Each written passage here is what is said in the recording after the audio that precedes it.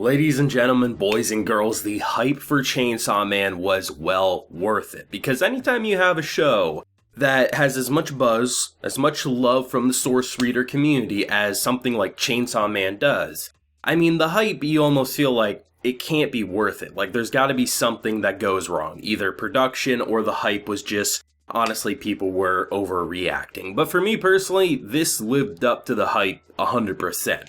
Not only do you have a dream team that is producing this, like this feels like the same type of passion when the first season of One Punch Man was made and you had one person basically get every talented individual possible to create a perfect anime production. And that's kind of what it feels like for Chainsaw Man, but even better. As someone who is brand new to this world, honestly, this was one of the rare cases where I almost did binge the manga because I knew so many people who were just absolutely in love with it, but when I heard about the anime and I started seeing more key players be basically attached to this project, I said, this seems like the absolute perfect production. Seriously, I am glad I waited because to see this in all of its glory, and all of its bloody glory, I might add, like this is actually one of the most brutal things I've seen in television anime. And the fact that they're not pulling their punches in the slightest, like, everything about this first episode, it gives you exactly what you need to know about what this world has to offer, from the brutal to the more subtle character moments to just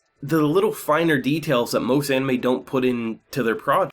I mean, the number of times you would see a very mundane scene. My boy Genji would be just chilling, eating his single slice of bread with his chainsaw dog here, and you would just look at the window, and the way they would stylize the light with the little dust floating around, they didn't need to do that, but they did it because it gave it that extra level of realism, from droplets of water to branches snapping when characters would walk, to the number of times 3D meets 2D was blended so seamlessly with a style of character design that should be damn near impossible to animate as well as they just did unless it was done in a production that was for a movie. Because when you have a chainsaw coming from the top of a guy's head, 2 chainsaws on his arms, and 100 zombies coming after him, that should be a recipe for success or disaster. They nailed it 100%. Like, the way they stylized the very fast-moving chainsaw blades to how he would just so casually slice and dice, the blood that would squirt out from it, it was some of the most brutal shit I've seen, I gotta admit there.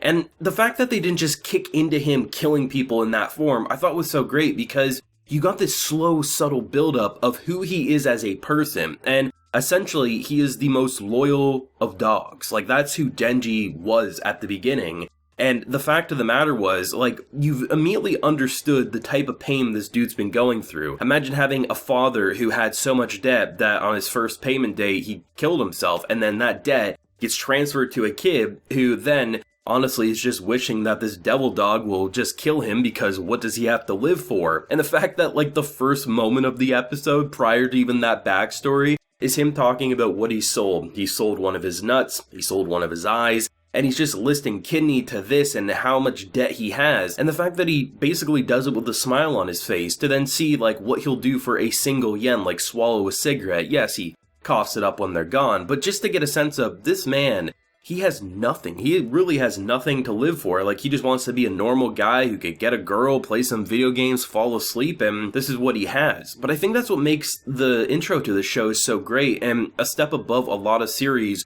with a main character turned superhuman or now has to fight demons or devils, whatever the mechanic is in the world, right? You often have someone who's not this down in their luck. Like, they may have some shitty things happening to them, but it's not like they're living in some shack in the middle of nowhere and being exploited by the Yakuza, right? That's kind of fresh, I have to admit. And the fact that he looks at, there's a moment, I think it's like just before the final fight of the episode, right? Once he transforms, you have this moment where he's looking at these zombies who are just like, you literally just fed, like, how greedy do you have to be? And then he starts reflecting on himself, being like, well, you know, my life, I had, at the very least, some food in my stomach, and I still wanted more. I had some company, and I still wanted more. Like, just the way they're going about the human psyche, and the way they're breaking and deconstructing what we typically know about anime, especially with characterization and things like that, to see the direction they went with just this whole zombie devil, which is just such a cool idea to really show you the scale and scope of what this man can do in his chainsaw form.